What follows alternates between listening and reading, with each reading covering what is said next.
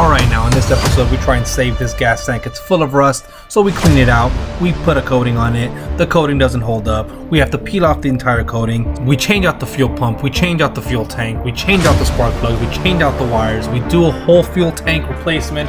We put it in there. We take out all the fuel. We make sure there's no more leaks, and we pray to God that this thing turns on. We pray. You guys silly? I'm still gonna send it.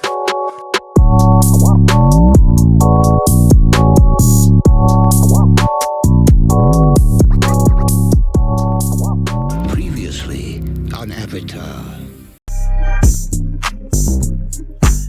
Bing bong bam! Welcome back to Frankie Buys Questionable Hondas, and on this episode we have another CRX Resurrection. If you missed the last video, go check it out. This is the day that we bring back a Honda that hasn't breathed since MySpace was popping, guys. Alright, quick tour. We have a lot of broken fenders, obvious for first-gen CRX owners. We have a lot of dirt, but we have a lot of inspiration and we have a lot to do on this car.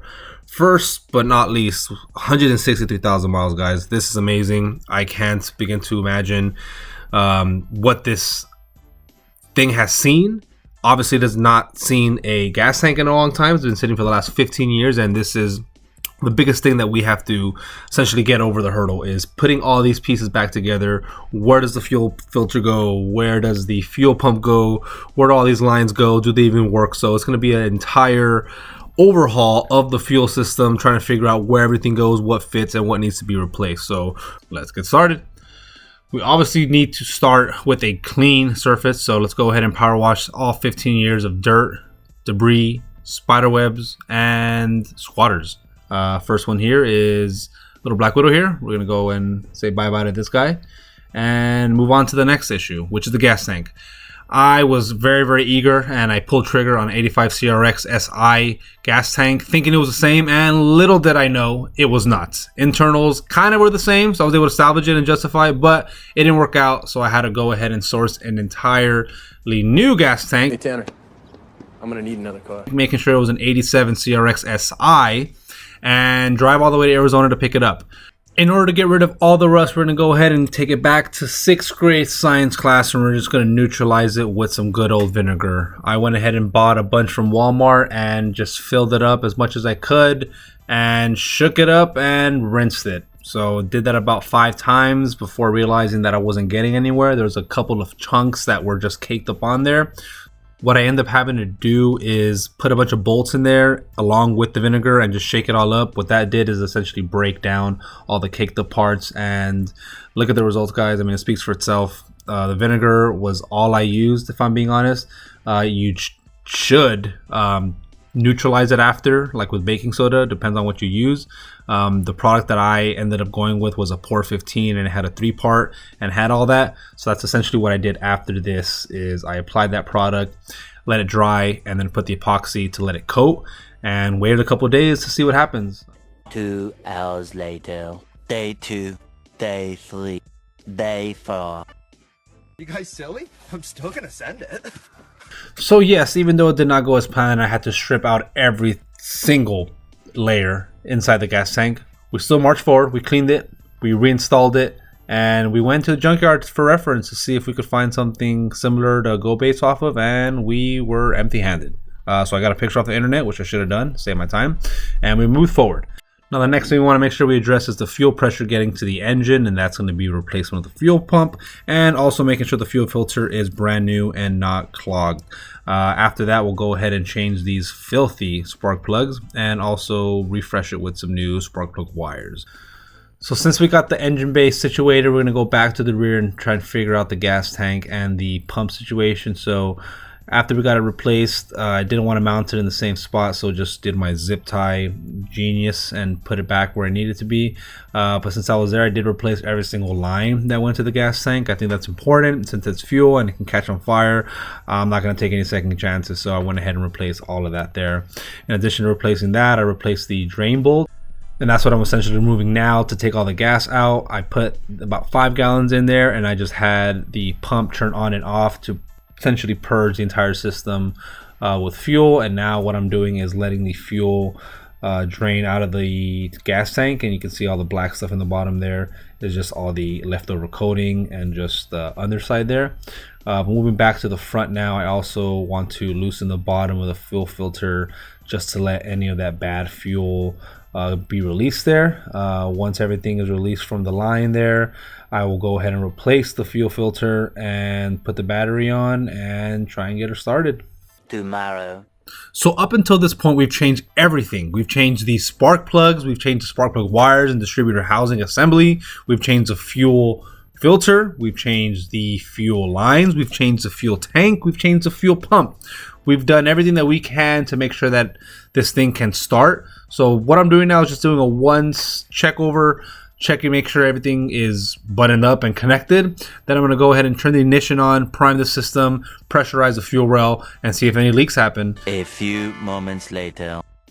Well, that was expected for something that's been sitting for 15 years. So we'll go ahead and replace that O-ring there on the fuel rail and button it all up, torque it to spec, and redo what we're trying to do here, which is start the car without fires. Let's go. Now, I just want to take a step back and appreciate this moment because I think I fell in love with this car more because of this channel, and being able to do it again and document it and really do it the way I envisioned it with the resources is pretty cool. I'm not gonna lie. And I know I don't really have a big following. I don't do it for the following, but moments like this is really why I like doing stuff like this, and I hope to keep doing stuff like this. But I hope you guys enjoy my reaction of being able to see this thing start after 15 years. Enjoy.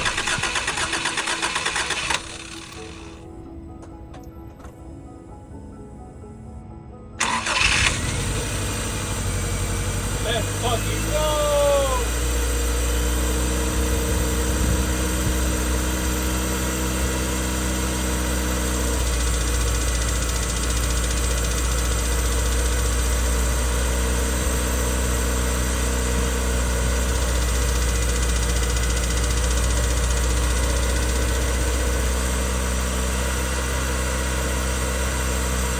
Now, I am aware that there are some ticking and some tacking and some things that probably shouldn't sound the way they should sound, but we're all going to get to it eventually, okay?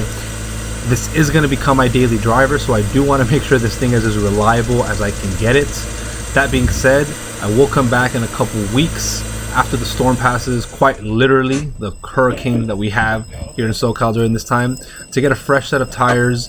But meanwhile, we'll go ahead and get the moving permit, we'll get the registration started, and we'll get the smog started. So essentially now we just have to wait out this storm and wait until we come back to the shop.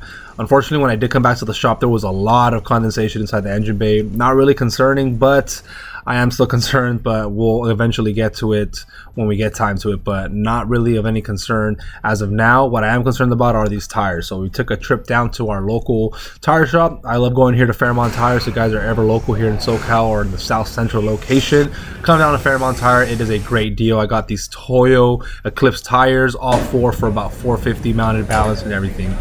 Great guys, great staff, and I will always come back. Nice. Thought it'd be a good opportunity to come back and record some POV of me driving in the fucking CRX. This has been awesome, being able to get back in this car and just in this cockpit, and it just being so simple, where it's just me and the machine.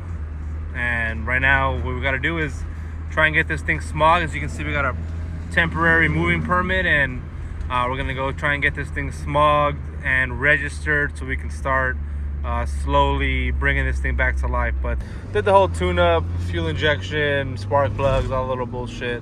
Figured out what we got to do with what we needed to do for the fuel tank, and I mean, she's running, she's healthy, and I mean, God, you know, be on our side. But we hope that it is stays that way. And right now, after this, probably have to do brakes and assortment of other things.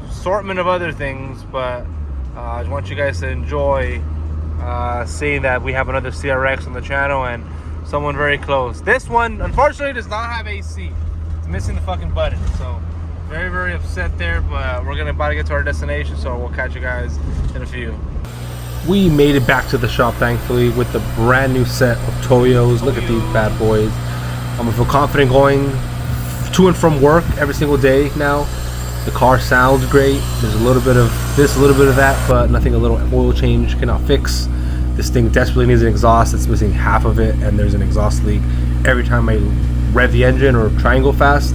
There's a lot of other things, obviously mostly cosmetic, but I'm trying to focus on the things that matter: the engine, the suspension, and obviously the contact patch on the ground. So I feel really good about the tires. Next up will obviously be the brakes. I want to make sure I am able to stop, and then obviously we got to do an oil change. We got to make sure, honestly, besides that, it's just drive the car and just brake it, drive it around, make sure that the brakes don't leak, and try and get it ready for the upgrade, the inevitable. And you know what's about to happen: big brake upgrade. This time we will be sourcing an entire Acura Integra, parting it out and getting the brakes and suspension. This is something that I've been wanting to do for the longest, and I'm glad I'll be able to document it this time and show you guys. But that about does it for this video. It's nothing much to it, just a lot of time, love, and care in order to maintain this. Like I said, we'll be driving this around and we'll be documenting the process of me trying to restore this 1987 Honda Civic CRX Si. And like always, I'll catch you in the next one. Stay boosted.